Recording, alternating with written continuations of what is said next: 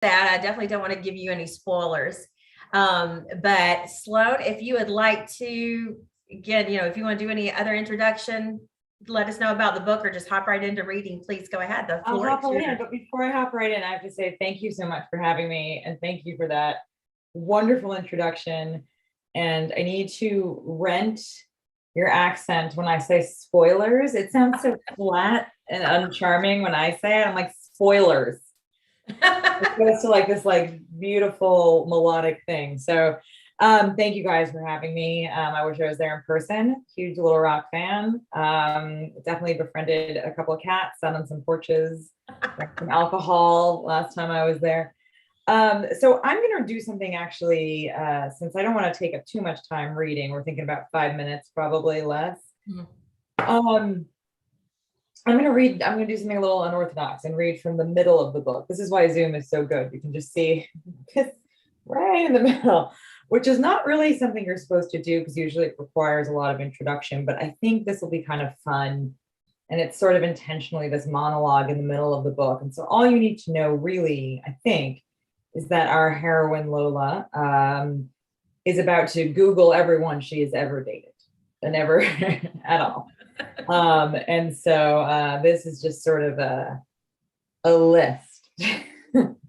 All right. There were men whose dating profiles had read like rules at a public pool. No tattoos, no couch potatoes, no heavy drinkers, no picky eaters, no taking oneself too seriously, no drama.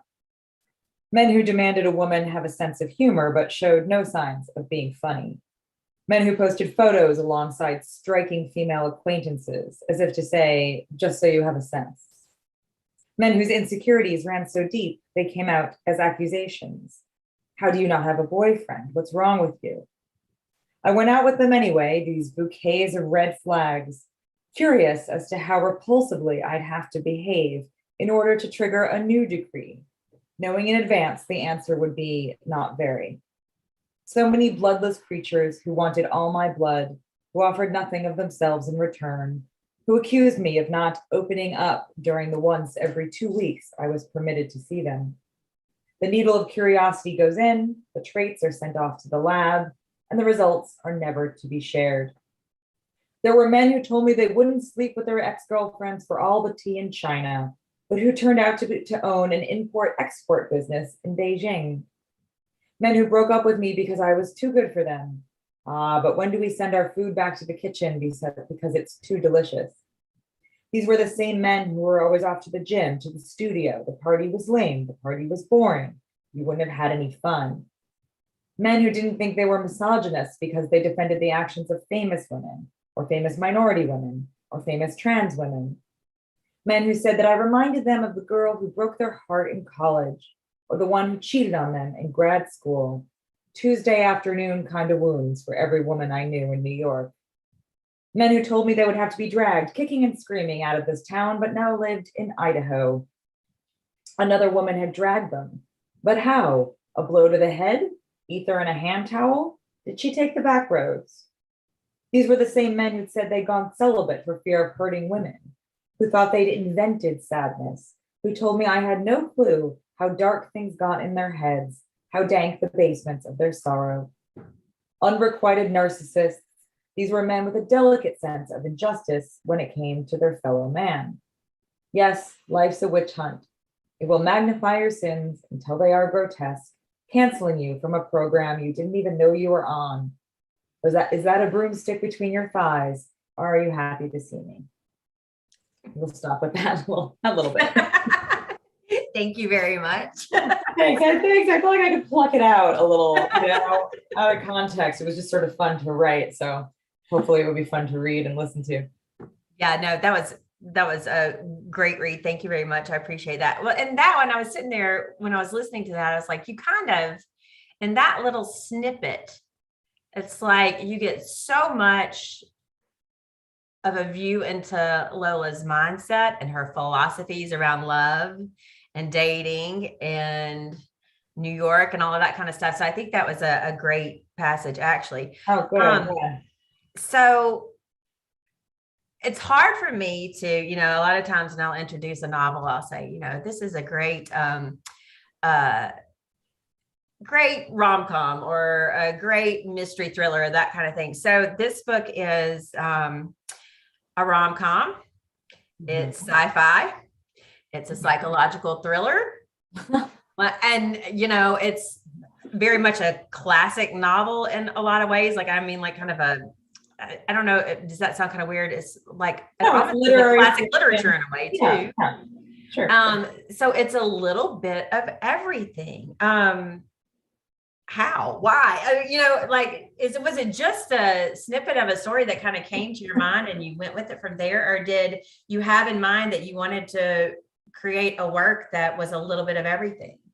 I really want to answer because it's more bang for your buck, well, now, books are expensive and I one of everything. No, I think that when I think of it really primarily as speculative fiction, right? So it's basically, you're sort of plodding along. Plodding is a bad word. It's not very selling for the book, but you have this sort of comedy of manners and sort of traditional literary fiction novel. And then something a little bit mystical or a little bit magical happens to sort of pop these people out of their lives. And in that way, it has a little bit of a DNA kind of overlap with my first novel, The Class. Mhm. But in that one, it's sort of this outsized thing that happens where one of the characters, it's about three friends, and one of the characters decides to go on this hunt for this like Indiana Jones like hunt for a necklace he's absolutely convinced exists in the north of France. Because I didn't want it to be a bunch of sort of 20-year-olds sitting around in a bar in Brooklyn bantering and talking about their lives, even though I know that's actually my strong suit. I feel like I can write that and I can write it funny and I feel okay saying that. And for this one, it's even more important. It's first person, so it's a closer, probably sort of authoritative voice that mimics probably my essays, even though it's fiction. And then I wanted it to be really romance, so that instead of like just stewing in a pot of your own issue filth, I just wanted to give her a way out, because so much of the book is about her attachment to the past and what is closure, and should she, go through with this marriage, and what's healthy. And so I just wanted to really have a sort of interesting way into, it's a roundabout way of answering your question, but an interesting way into the topics you're talking about.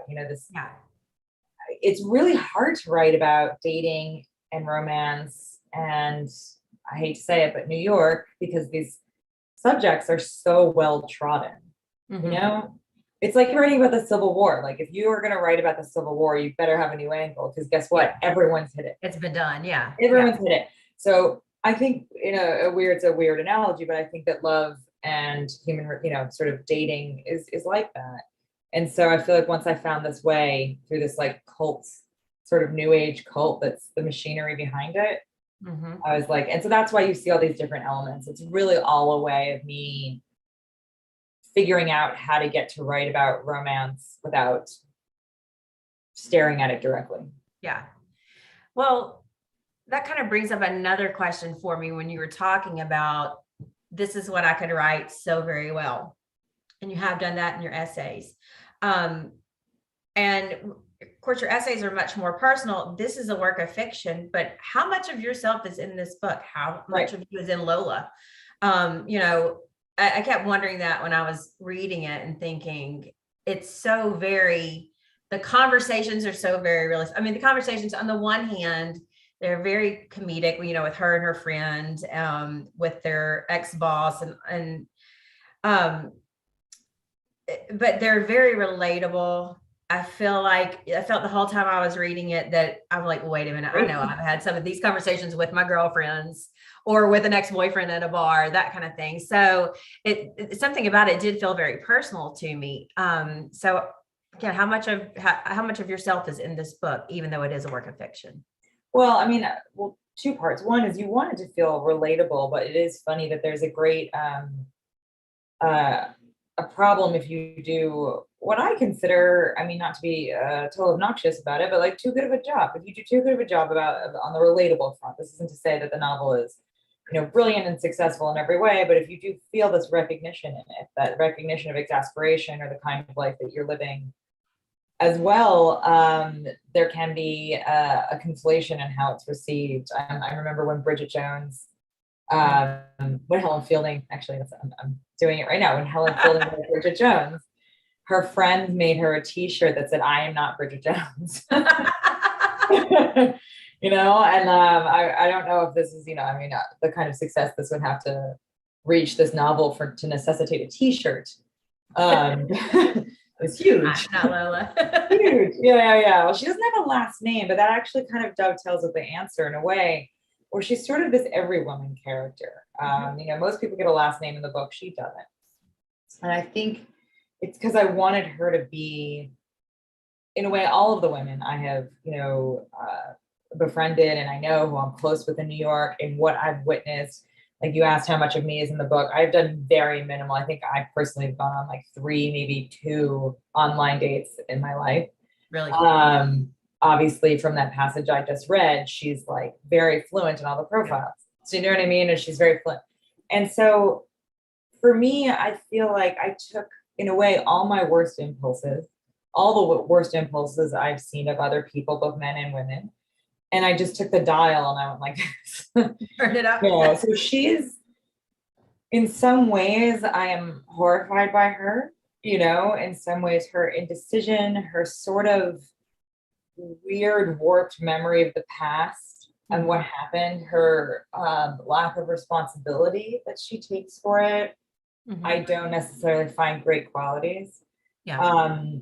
And I think she's a fundamentally lazy person who thinks that she's actually actively trying to fix things. Yeah. She's more letting them fall into her lap. And so I don't think that these are qualities I have, or at least not as, you know, like not as a grown up. But there's also something in her where like, she's witty, she's trying, she has this like genuine affection for her friends, genuine curiosity. And as much as, you know, like that passage I just read, if I kept reading, in the end, she has this moment after this monologue in which she lambasts every kind of man in New York of like real affection for them, you know, and there's a line where she says, you know, how could I not love them all just a little bit? The fact that we met, that we were here at the same time. And so there's a lot of her I really like, but sort of, I guess the person she is when she goes to bed at night, I hope Hugh's close to me, and how she behaves, I hope is nothing like me. Because it has to be. I mean, at a certain point, it's disingenuous when authors, you know, you write a book that's first person narrative nonfiction to just say, oh, it's not me, it's not me. Like it's a little me, but it's also something you sort of manufacture. The second you give people a fake name, both the men that run through this book, the friends, her former boss, even the restaurants, you know, even the setting, there are places on the Lower East Side where this is set where I definitely had a kind of a place in mind. And all of a sudden you start writing it, and to use like a sort of psychological term, you know, it becomes like the gestalt of the place. Where I'm like, this is the kind of restaurant it is. Like, but it started as a specific place and it just morphs really fast. Yeah. Yeah. Cool. I like one of our commenters, Angel, hashtag I am Lola. Oh yeah. I would take a t-shirt that said that. I get it, Angel. I get it though. But yeah, because like I said, she was very relatable. But and I like that you mentioned that she's not flawless. She's not perfect. No, especially when you live with someone for, you know, as a writer, you live with someone for 300 pages, even if she started out as being anything that resembled my doppelganger, which she really didn't, but let's say she did. After 300 pages, you're going to be tired of that. So, oh my gosh, like Charlie Brown's mom, you know? Yeah. I'm not really selling the book. It's funny. It's horrible. She didn't know. Yeah. I know, but what I was going to say about that, one of the things that I liked that you did is, okay, so I'll kind of set this up. I felt that there were a lot of similarities in the book to, you know, maybe some other things that I'd read, some movies, Eternal Sunshine of the Spotless Mind. Yeah. Palm Springs. I don't know if you've seen that. I did see it. I saw it on a plane. Okay, so kind of reminded me of that Groundhog's Day, just kind of a feel for that. However, I would say that in most of those movies, when I was thinking about it, and it kind of in general, it's like it's the man who has to come to a big reckoning and change his ways and shape Mhm. up and all of that kind of stuff. And I like that with this book, you turned that around and said, no, it's not just men aren't the only ones who have to do that. Us Yeah. women can really suck at relationships too. We can be really crappy fiancés too. We can be really have cold feet and not know how to act sometimes. And so I liked how you kind of flipped that script a little bit. Again, was that kind of intentional, or was it just that It just happened. she was the main character kind of thing? Yeah, I think so. I mean, I think the larger point of the book is, um, it's really hard to wrap up a book very neatly, or at least a novel very neatly. I don't particularly like it when it happens anyway. Mhm. Um, so it's a good thing that I don't like it and it's difficult to do. Great. Essays tend to have more of a sort of, you sort of have a landing to stick, or a plane to land a little bit. But there's a way that she is sort of taught a lesson. All those stories that you just mentioned, and it goes back to Dickens, Christmas Carol or It's a Wonderful Life, or for like the literary version,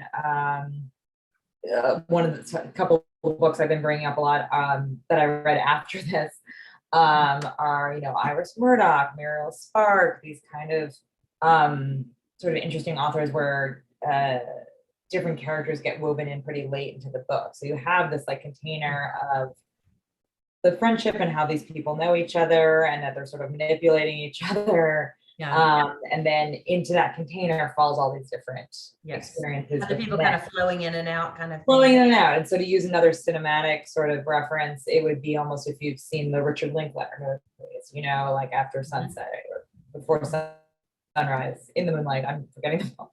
But anyway, so I guess it wasn't necessarily my goal when I started the book, but as I wrote it, I realized that this was really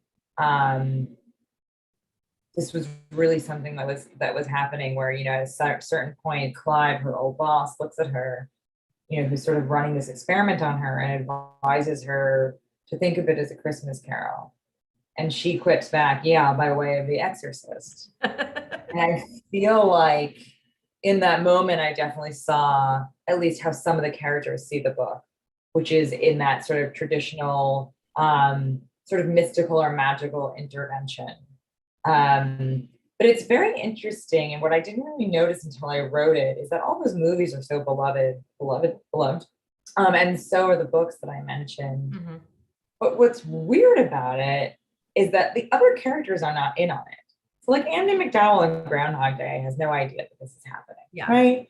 And like no one else in It's a Wonderful Life has an idea that this is happening. And the same thing with the other wedding guests in Palm Springs.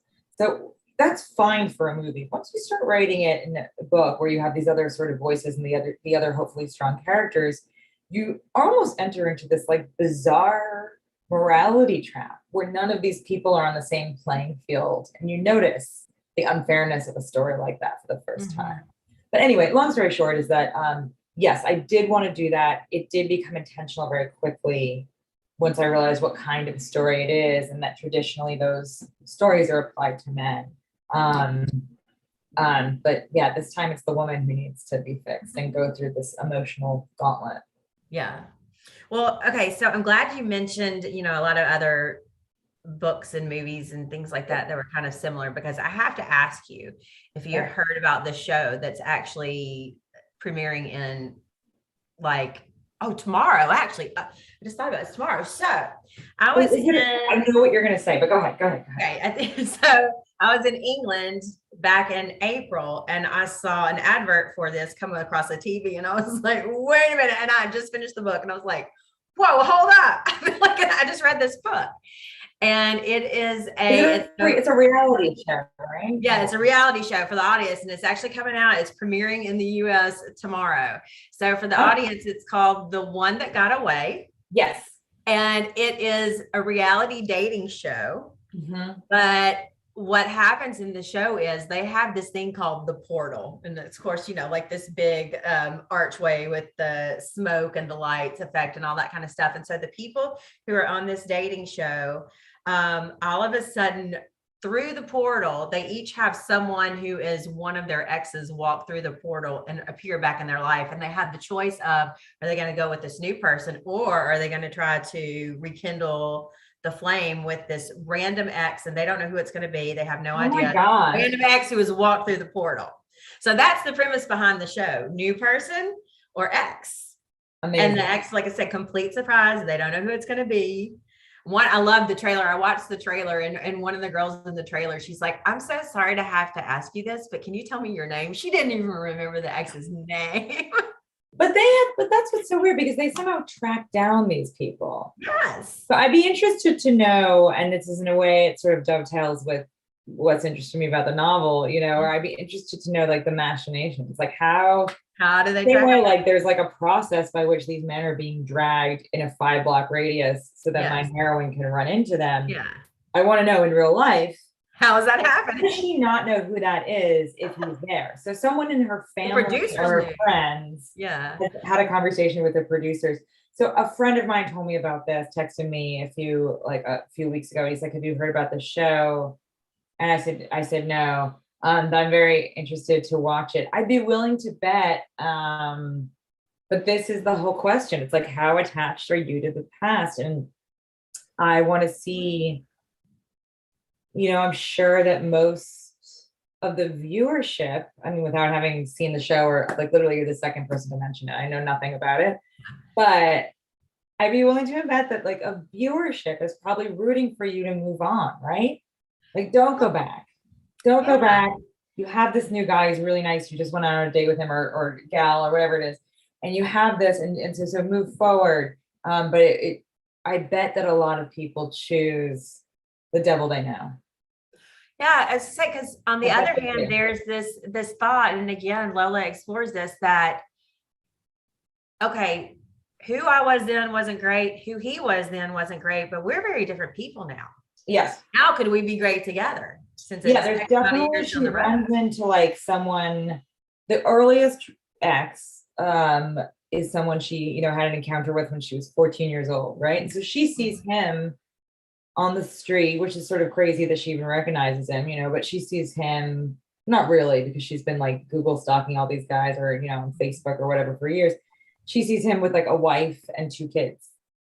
You know what I mean? So it's this also other thing where, or there's one of my favorite run-ins is she runs into this guy that she had a very sort of, what would be, I guess, categorized as like an early aughts emo relationship. With lots of long emails and like links to songs and like overwrought analogies about boats, and she's like, can't imagine him like having a job, or can't imagine him paying. She says a comment at some point where she's like, she can't imagine him paying for goods and exchanging money for them instead of like a drawing of a fox.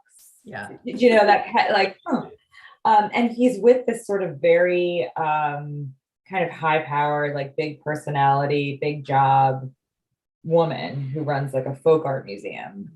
And she's just sort of watching, like, how does their relationship work, and trying to figure out how much he's possibly changed, or what she gets out of it, and it's sort of, it is fascinating, and it is fluid to see how people change and how they, I'm sure I'm better equipped to date people personally that I dated in my 20s if I met them now. Yeah.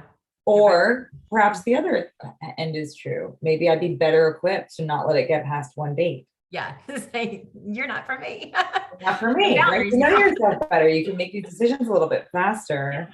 Or you can just figure out where the brakes are, and where the pedal is. So where are you supposed to have, you can sort of know yourself better to know what is not a big deal and not a deal breaker and fine, and what is actually not fine. And I should say, as I've said in actually a couple of interviews, when people start asking me, you're not asking really, I'm just sort of delving into it of my own free will, but I'm not Esther Perel. I have no idea what people should be doing with their love lives. I just know how to fix this one fake woman. But in doing so, who knows? In fixing Lola, maybe you will fix a whole lot of I other hope people out so. there. So, okay, we do have a question from the audience. Oh, great. I know. I'm you. noticing all these little Yeah. red dots. So, David, thanks for popping this into the Q&A section. He says, standard nerdy process question. And David, I have to say, I also love the nerdy process question. I was about to say, hit me. Are you the sort of writer who handwrites whole chapters or essays? Or are you a total pantser when it comes to writing novels and other things? So, yeah. So am I the sort of writer who can handwrite? Yeah, like, I mean, do you like handwrite out and like go through, and David, correct me if I'm kind of getting your question wrong, but do you go through the whole thing all at once, or do you just kind of, fly by the seat of your pants, little snippets here and there? Right. Okay, got it. I wasn't 100% fluent in pantser, but I'm stealing it, and now it's mine. So no, I basically, what is the Paula Abdul, 2 steps forward, 1 step back? I don't know. Like I basically I write as much as I can out of a fear of lack of productivity. And then I go back a little bit as I do it. Mm-hmm. But it's easier for essays on account of the fact that they end all the time. Yeah. Whereas this only ends once. And so this, I feel like with the novel, you have to plot it out a little more. But I can't plot it. I think if you're writing one of those books that has a genealogical chart up top, where there's just, or it's the Ferrante or something like that, and you actually have Weeping Saga kind of thing, yeah. Yeah, then you actually, or it doesn't have to be so highbrow, if it's Game of Thrones or whatever. I'm sure that's plotted within an inch of its life, Mm-hmm. But for me, I find that zero plotting is a huge mistake because I am a natural sort of essayist or comedian, and I will just make jokes and buy time. And then all of a sudden, nothing's happened. Things haven't moved forward. But if I plot it too carefully and too tightly, it sucks all the fun out of it. I don't want to know exactly where it's going. Like, this book has a pretty big twist at the end, and I did not know it when I started it. But I do remember Not in like I expected it to end. I will say, I was surprised. Yeah, it's a little bit of a surprise. I hope nobody is not surprised by it. So I feel pretty good that I successfully, whether or not the ending is good, whether it's rushed, I don't know. Yeah. But I will say, nobody sees it coming. That I know. And so I feel like I remember when I found that. I remember when I thought of it about like a quarter of a way through the book, and it was like the fountains at the Bellagio went off, So excited. So that would not happen if I plotted it too carefully. Right, but so I don't David, handwrite anything. No, I have the handwriting of a psycho killer. So it's not. Yeah, because that's what David, he followed up here for us. So David, thank you for correcting me. He said like handwrite in a notebook or something like Susan Sontag used to write all of her stuff on legal pad. Right. Yeah, well, Susan Sontag also let her hair go gray right here, and I dye it. So there's a lot of difference, which is like the primary difference between me and Susan Sontag, nothing else.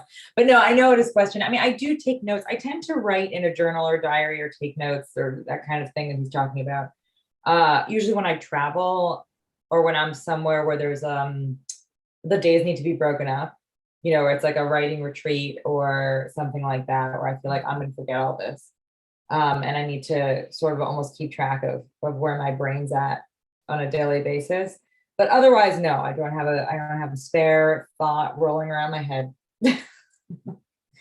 There you go. So, okay, so I want to ask you, Sure. Isn't necessarily process, but I want to bring up another type of writing that you do. So we've mentioned the novels and the essays and everything, and you're a columnist, of course, but you have done profiles on a lot of really cool, really interesting people. And so I tell the audience, we were kind of joking when we were chatting before the session got started, and I asked Sloane, I was like, do you ever get nervous doing these kind of things anymore? Or is it just old hat to you now because, you've done so many promo things before? And and she said, yeah, some here, some yes, no. And I admit, I was like, I get nervous. I've done, I don't know how many. Your job is very much harder.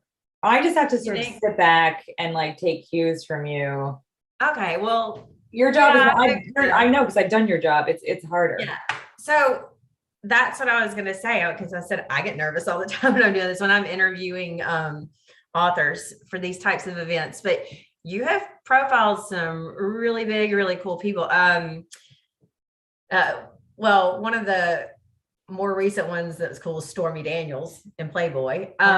Yeah. So let's see who, Dr. Ruth. I'm trying to think of some of the Anya Taylor-Joy. Yeah, you did her for In Style, I think, wasn't it? Mm-hmm. So the lead actress of Queen's Gambit, you did Bill Hader, Laura Dern, maybe. Yeah. So do you get nervous when you're interviewing these big and famous people and writing those kind of pieces? What is that writing process like? Yeah. That experience like for you? This is fun to talk about because I've obviously the book just came out and it's my baby, but also it's like, I suppose anyone who's had a baby is like, I can only look at the baby for so long. You know what I mean? Like, look at the baby, you know, it's like kind of nice to like mix it up a little. But yeah, I feel like I don't really get nervous because they're famous. I get nervous because I worry that I will not be able to get them out of the canned answers that they have. Yeah. And part of that is, you ask somebody the same questions, that it's not that they're acting and it's not that they're at the level that these people are at, so hyper concerned with how they're going to come off. Right. GQL, Vanity Fair, like these places, I'm sure there is a little bit, but that's probably old hat for them. It's just that, there are only so many ways to answer this question. If you're like, okay, like, how do you feel, Laura Dern, about, strong female roles in Hollywood? Yeah. Keanu, you're very enigmatic. Are you still sitting on a bench being sad? I just, Ana Darmus, you sure are Cuban. Let's talk about it. I feel like, how do you get people to really talk about something that they want to talk about in a way that's natural, but at the same time, they're not your best friend. So it's not, and that's sort of disingenuous too. And it's not, I am lucky in the fact that I don't do the kind of profile or have to do the kind of profile, whether it's either inside a magazine or a cover story or whatever it is, where my job and my livelihood depends on me finding out who they're dating or if they're on drugs. Yeah. Oh yeah. That or if they've like killed a man in Tijuana and just not told anybody about it. Yeah. My job is not hinge on that. So it's quite a relief. To the point where I will just tell you one quick story. I had an interview who will remain nameless. But I met her. I spent several days with her. I met her daughter, and her daughter really kind of warmed up to me, and we were talking. And her daughter was like 15 and had her like first boyfriend and told me all about him. And she then afterwards was like, "Oh, so I saw you guys talking. I think she's seeing a boy." And I was like, "Mm-hmm." And she's like, "Tell me, who is it?" And I was like, "No, I don't think so." And she's like, "Are you kidding me?" She's like, "I'll tell you what, you tell me who my daughter is dating, I'll tell you who I'm dating." And I was like, "I don't think so." I love your journalistic integrity there. You're not going to reveal, I'm not going to sell out like a 14, 15-year-old girl. I'm like, I don't know who you're confusing me with, lady. You seem to be confusing me for someone who does this full time. Like, there are zero consequences for me not finding out that information. So it was actually a lovely, fun moment. That's hilarious. So I enjoy doing it occasionally. Also, as someone who writes primarily narrative nonfiction and who like gets to do interviews like this, it's like, how nice to pop out of yourself and ask other people questions about themselves and not have to insert yourself into it. Yeah, for sure. Well, okay. So tell me who your dream interview would be. Oh man. You can have more than one. I'll let you have a couple. I know. I feel like My dream interview, Jane Fonda, Oh, or like for an author, mhm. I would love to talk to. See, I'm lucky. I used to work for Random House before I Yeah. became a writer full time, and therefore I have been really fortunate in the fact that I've met most of my heroes. That's Not many that I haven't met. yeah. Doesn't mean that I text them. What are you doing? Do you want to go to the movies, Lulu? Are you bored? You know? But I just, so that's actually kind of hard to do. I mean, Cormac McCarthy would be amazing to talk to. I've met Fran Lebowitz several times. I don't know if she's a huge, I don't know if she likes me. But I think if I was forced to sit down, if I got her to sit down with me, I might be able to sort of like, really pin her down and make her tolerate sort of person who's in her shadow, but yeah, that's hard to say. Or like musician wise, I don't know. They're all dead.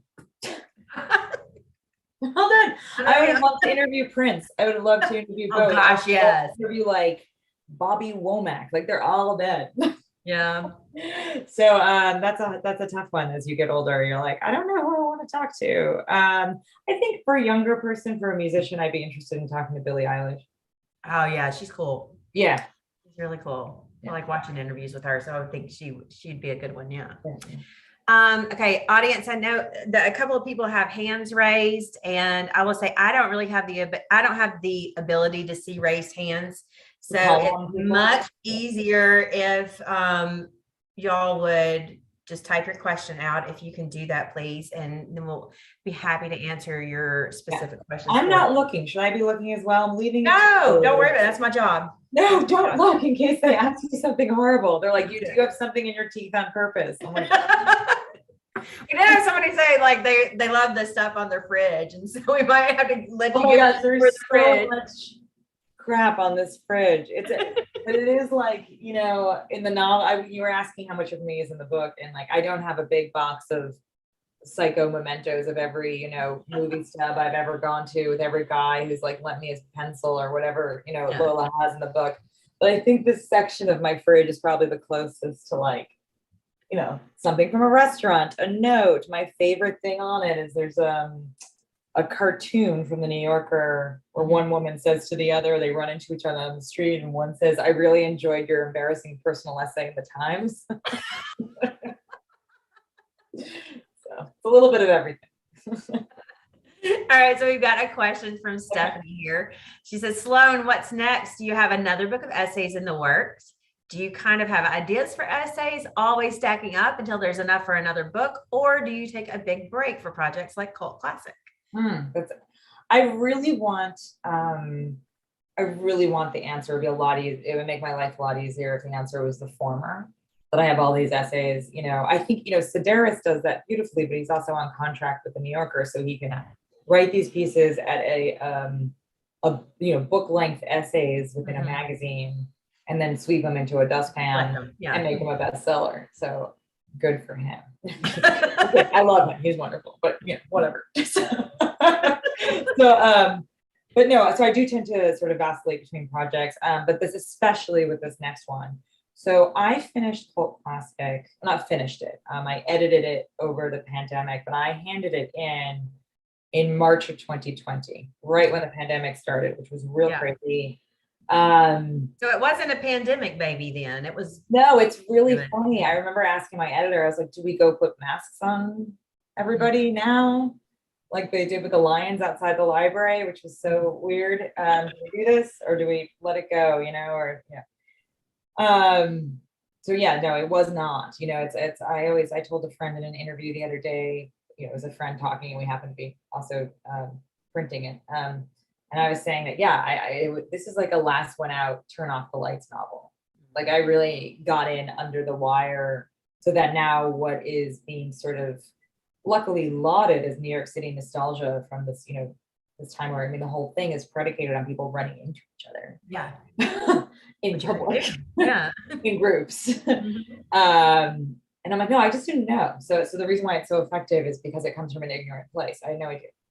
But anyway, so what I do now is, or what I mostly wrote during the pandemic, I was editing this a little bit, but in terms of from scratch writing, is a book about grief, but hopefully funny. Just the way this has a little bit of pathos in it, but it's funny. I think that the grief book is obviously a bit of a bummer, with funny aspects, and not to change gears too sharply, but there's almost no way out of it. It's I was burglarized in late 2019, and it turns out I was sort of being watched. And then a month later, my dearest friend died by suicide, and then the pandemic hit. And so it is this. It's called Grief is for People. Hopefully, it will be out towards the end of next year, if not the following. But it's very. I'm still working on it. It's still being written, so it's weird to talk about it, but it's also, it was an interesting choice of how it's like how I spent my summer vacation. Like, I chose to take the darkest time in this city and make it worse. But I do have a couple of ideas for essays, but I don't like stockpile them. I really do dramatically shift my attention from fiction to nonfiction. Got it. Okay, we've got a question from Barbara here. Barbara says, how do you celebrate when your book is published? Do you have any traditions? Oh, that's such a good question. I take a nap. I do. No, the second I hand it into my editor, there's always the day where you're going back and forth about edits, and there is a day where you just really eventually are just pressing send on a document that is attached to an email. Yeah. And then I take a nap. Maybe have a cupcake. But no, I think that I need to celebrate more. I think I think I should leave the country. I think I should take a vacation. I think that there should be a specific drink or a specific bar that I go to. And I have difficulty not just being worried about what's next. I think it's because I did have a day job for so long, and I feel like it's so ingrained. To be really frank, I don't come from money, and like the panic about like this not working, the panic about being one of those people that's like, oh great, I published a book, I don't have to do anything else. Oh yeah. I have way too much realism about the industry and about also, how much New York City costs, that I think that it can interfere with the celebratory or the relaxation. I should really do that. Especially, it's not done yet, but once the grief book is done, I think I've definitely earned some champagne at least. Something. Oh, what? Champagne at least. Champagne? Oh my gosh. I don't know. I think it's mini vacation. It's gonna be so strange. What? Martinis. I've earned martinis. Yeah. There you go. All right, let me see, check and see if we have no questions in the Q&A right now. So guys, we'll be talking just for a couple more minutes here. Okay. So if you do have some questions, make sure you get them popped in. There's so many little chat. This is so nice. This is so nice. Oh, the grief book. Yeah, someone commented. Yeah, that was me. I sent that to you. So yeah. So Stephanie, she kind of asked what's next and everything. That's always one of my questions. So you answered that for me. Another question that I always like to ask and have authors kind of speculate on is, if your book were going to be made into a movie, who would you want to play the main characters? Weirdly, those two questions, what's next and if my book were going to be made to a movie, are very tied together, because I don't know how much I'm allowed to say, but it has been optioned for a movie. So I'm writing a script of a cult classic now. Hey, excellent. Yeah. I was like, oh. So are you even allowed to speculate on who you would want to play? Well, I can guarantee you I will have less than zero input if it gets that far. Who knows? But if it gets that far, I will have less than zero input to who. I don't really have that. I mean, honestly, there's a little bit about her that I think I get like a sort of Emma Stone vibe from her sometimes in her voice. But not really, because I think that you are making something up, and I always describe like holding the characters. I have a visual of them, but in no terms I can really translate, which makes it sound, I don't know if that sounds pretentious, but I just feel like I can't. It's like I enough of a visual so that I can write them. I vaguely know what they look like, but there's not a human being on earth that they look like. Yeah. So it's hard to, and this includes the men, this includes, everybody. So it's hard to know who it would be, but I will say one thing I really like about Lola is that she's 37. She might be 38 in the finished book because I think for fact checking reasons, because of when she was in New York. And so it's really funny. I always joke that I'm like, she grew up from the galley to the but so one thing I like about her is that she's had enough of a life where you're not like, she has this very complicated relationship with her boss where it's like, okay, they've had sexual tension. She loves him, she hates him, she's no longer working for him. He knows her the best. He also knows how to push her buttons. But in no way, I don't think, if I've done my job correctly, are you going through this novel being like, is she going to get together with Clive? Yeah. Because she's 37, and that's like, it leaves room to have all these different iterations of a friendship or relationship with another person and then make it feel real. And so that is so important to me, her age. So I do know that if and when I'm ever lucky enough that this goes past the script level, which most things do not, if they start throwing around, 30-year-old actresses. Young ingenues. Yeah, but also like the thing is, a 37-year-old actress in Hollywood looks 30. It doesn't matter. This is true. This is true. Yeah. Pluck some talented, beautiful person with no pores. Come on, let's go. Yeah. Well, okay, so you mentioned her boss there, and I just want to tell everybody we have completely glossed over him as a character. We have hardly mentioned him at all. He's a major focus on the men because it's like that's the experiment. That's what's fun about the book. But yeah, her boss is a big part of this. He's a major character, but I've not mentioned him much because again, I want to avoid the spoilers. But that what happens. Yeah, basically he's without spoil. I'll spoil it a tiny.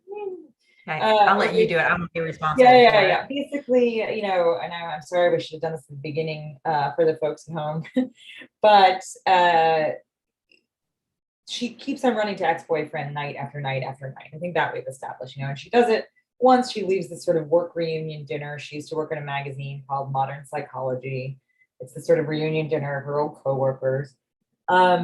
And she runs into an ex, and that's fine. That happens. And then it happens again the next night, which is a little weird. And it happens a third time, which again, things are getting, the world is full of coincidences, not that many.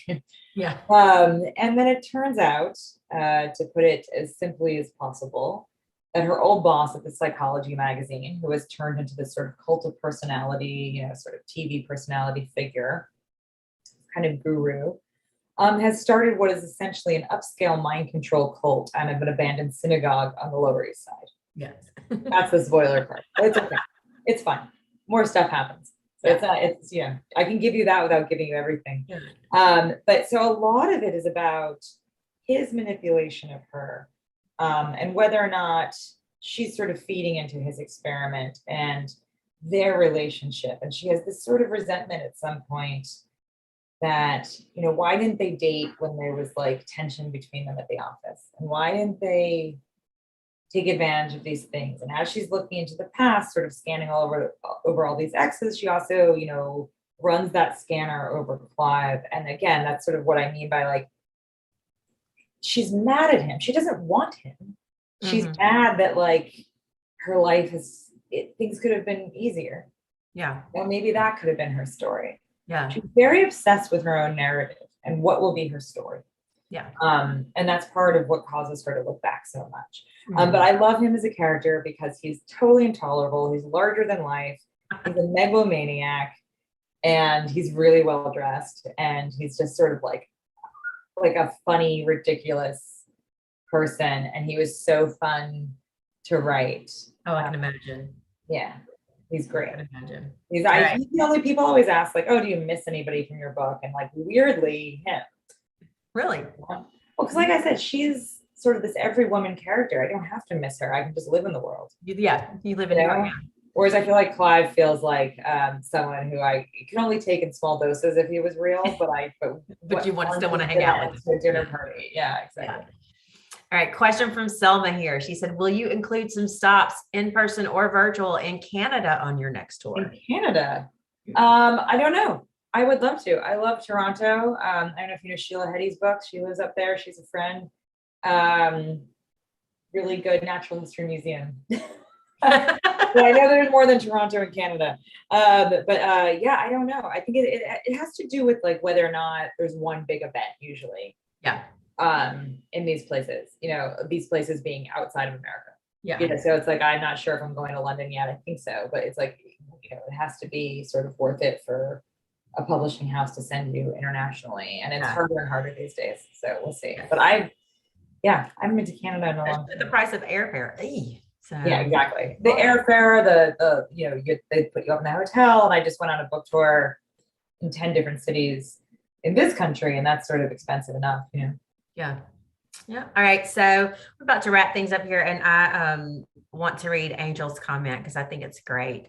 Sure. She said, I don't have a question, but I just wanted to say that this has been fun. I've been in a reading slump, but hearing about the story and the genres it encompasses has sparked my interest again. Soon to be moved forward off the TBR list, the to be read list. So nice.